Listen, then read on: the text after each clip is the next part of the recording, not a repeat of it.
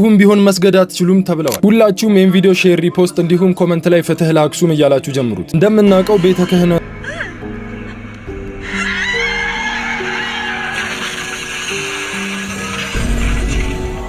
ያየድ እንዴ አንተ ያያትም አጣም እንዴ። አሰላሙ አለይኩም ወራህመቱላሂ ወበረካቱ። እንደምናችሁ ሁሉ ሰላም ሁሉ ሸጋ፣ እኔ ጋር ሁሉ አሪፍ ነው እና ዛሬም በአዳዲስ ቪዲዮ መተናል። በጣም የገራረሙ ቪዲዮዎችን ይዘን መተናል። ለቻናሉ አዲስ ሆናችሁ ሰብስክራይብ፣ ላይክ፣ ሼር ያደረጋችሁ ተከታተሉን። እናም ቪዲዮን እስከ መጨረሻ ይዩት። አሁን ወደ ቪዲዮ።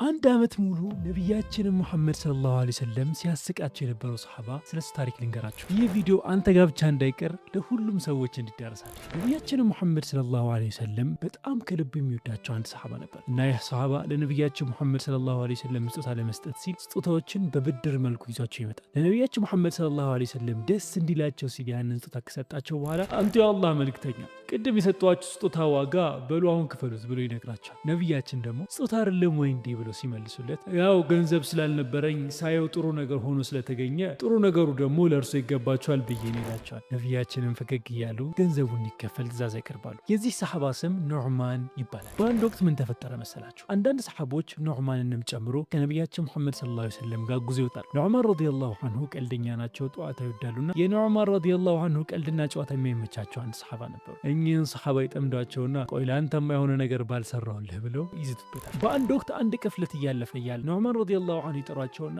እናንተ የቅፍለቱ ሰዎች ሆይ አንድ ባሪያ ብሸጥላችሁ ትፈልጋላችሁ? ደግሞ በጣም ብልጥ ነው፣ በተጨማሪ ደግሞ ዋጋው ደግሞ ረከስ ያለ ነው ብሎ ያስማማቸዋል። የቅፍለቱ ባለሀብቶችም ዋጋውን ከጠየቁ በኋላ ባሪያው እንደሚፈልጉ ይነግሩታል። ግን ይህ ባሪያ አንድ አስቸጋሪ የሆነ ነገር አለበት። ባሪያው እኔ ነፃ ሰው ነኝ፣ ባሪያ አይደለሁም፣ የነቢዩ መሐመድ ኡመት ነኝ እያለ በየጊዜው ያወራል ብሎ ነገራቸው። አይ አብሽር፣ ችግር የለውም፣ የትኛው እንደሆነ አሳየን፣ እኛ ይዘነው እንዲያለን ብለው ይጠቆማቸዋል። ሄደው ይሄንን ሰሃባ ሲይዙት ተውን፣ ልቀቁኝ፣ እኔ ባሪያ አይደለሁም፣ እኔ ነቢዩ መሐመድ ኡመት ነኝ ሲል አዎ እናውቃለን፣ አንተ ባሪያ አይደለህም፣ አዎ እያሉ አሳስቀው ይዘው ትሄዳል። ነቢያችን መሐመድ ሰለላሁ ዐለይሂ ወሰለም ከሄዱበት ቦታ ሲመጡ ይህ ታሪክ ይነገራቸዋል። ነቢያችንም ብለው ከሳቁ በኋላ ገንዘቡ እንዲመለስላቸውና እንደ ባሪያ ተሽጦ የሄደውም ሰሃባ ወደ ነቢያቸው ሰለላሁ ዐለይሂ ወሰለም ይመለሳል። ነቢያችን ሁሌ ኑዕማን ረዲየላሁ ዐንሁ ባዩት ቁጥር ነበር የሚስቁት የነበረው። በጣም ገራሚ ቂሳ ነው እና ወደ ቀጣይ ቪዲዮ። አይገርምሽ? ቆይ ማን እንዲልደው? ቆይ አንድ ቀስበል ዞር በይ ልቀቂ ሌባ። እሺ በቃ ያየድ እንዴ አንተ ያያትም አጣም እንዴ። ያያትም አጣም እንዴ። ኧረ ተው። እሺ ወደ ቀጣይ ቪዲዮ። ለቅሶ ቤት እንደዚህ ጓደኛ እንዳችሁ እስቲ ኮሜንት ላይ ነው በሉ።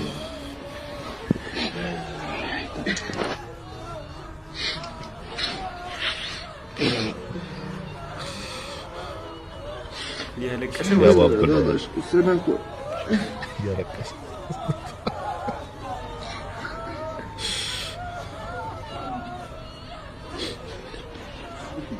Prestei mardenia çok şirret ki motor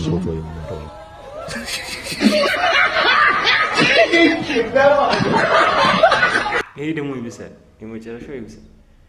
ጋይስ የቴሪዛ ፊዳል ጎን አስፈሪ ቪዲዮ አይታችሁ? ይህንን ቪዲዮ ለሰው ሼር ካላረግ ማታ ባልጋ ስር ላይ ትመጣለች የሚባለው ወሬስ እውነት ይመስላል? ዛሬ እዚህ ቪዲዮ በስተጀርባ ያለውን እውነታና እጅግ የሚያስደነግጠውን ታሪክ ነግራችኋል። ታሪኩ የሚጀምረው በ2003 በፖርቹጋል ሀገር ሶስት ጓደኛ ማቾች በማታ መኪና እየነዱ ሳለ መንገድ ዳር ላይ ብቻዋን የቆመች ነጭ የለበሰች ቆንጆ ሴት ያያሉ። አዝነውላት መኪና ውስጥ እንድትገባ ይፈቅዱላታል። መኪናው ውስጥ ከገባች በኋላ ግን መላው አካባቢ ይቀዘቅዛል። ካሜራ ያዘው ልጅ ፊቷን ሲቀርጸው ዝምተኛና እንግዳ ትመስል ነበር። ከተወሰኑ ደቂቃዎች ጉዞ በኋላ ወደ አንዱ መንገድ እያመለከተች በረደደ ድምፅ እንዲህ አለ፣ ያንን መንገድ ታዩታላችሁ? እዛ ቦታ ላይ ነው አደጋ ደርሶብኝ የሞትኩት። ልኬን ስናገር ፊቷ ሙሉ በሙሉ ወደ ደም ይቀየራል። ቪዲዮውን አንዴ ተመልከቱት።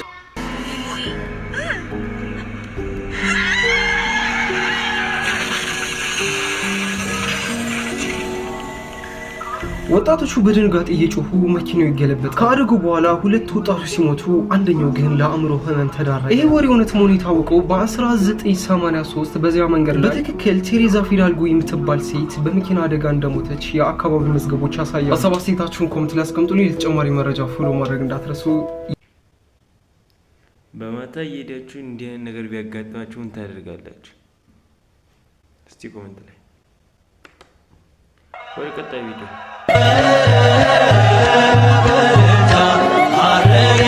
በቅድሚያ የዳዕዋ ቪዲዮ በፎር ዩ ፔጃችሁ እየመጣላችሁ ሼር ኮፒ ሊንክ የማታደርጉ እህት ወንድሞች ምንድነው ማሻአኑኩም ማخطبኩም ምንድነው ነገራችሁ?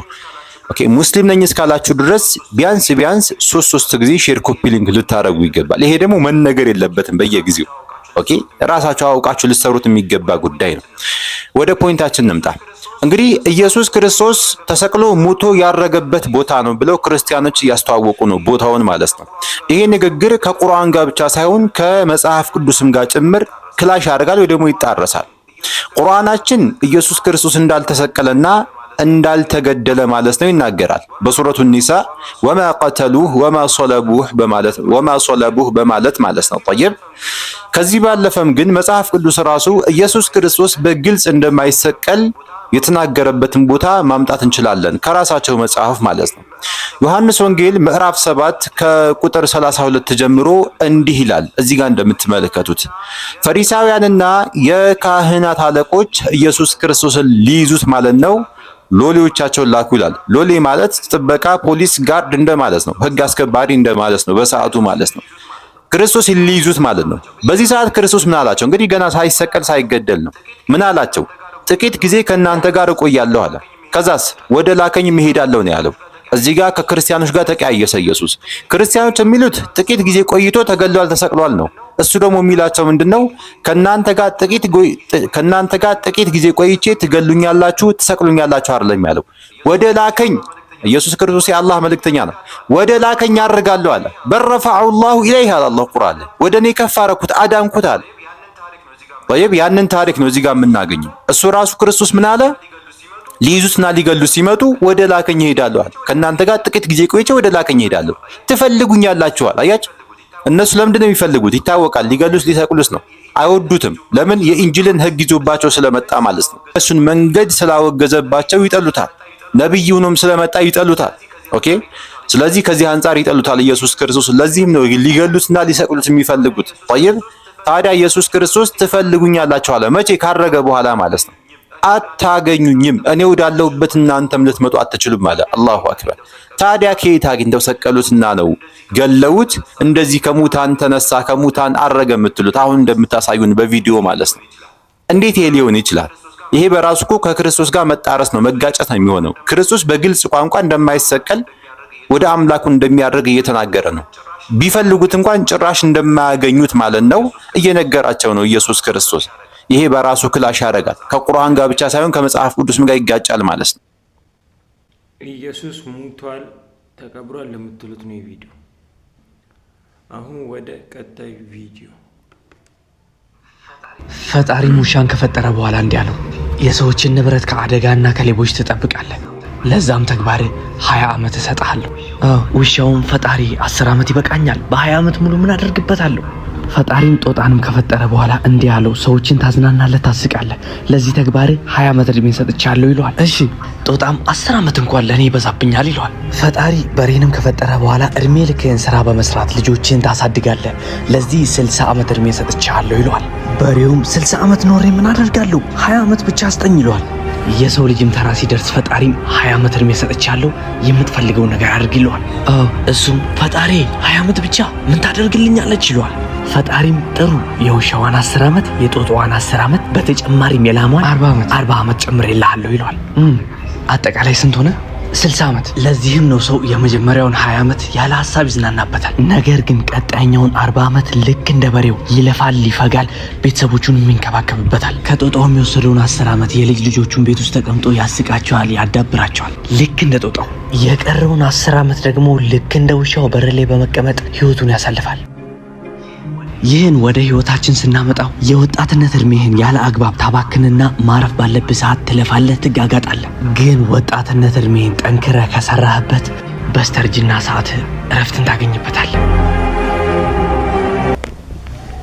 ወጣቶች ለእናንተ ነው።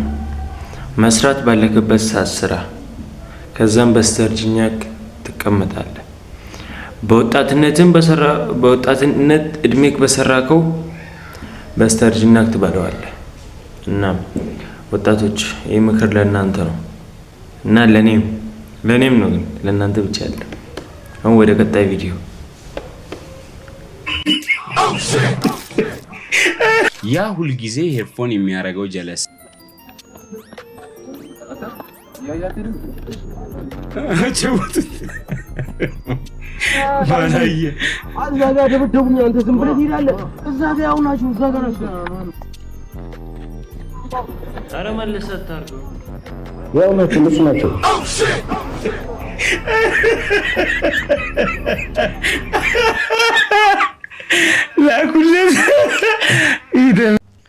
አክሱም ላይ ትላንት ጁማ እንዴት ነበር ለሚለው አክሱም ላይ ትላንት ጁማ አልተሰገደም።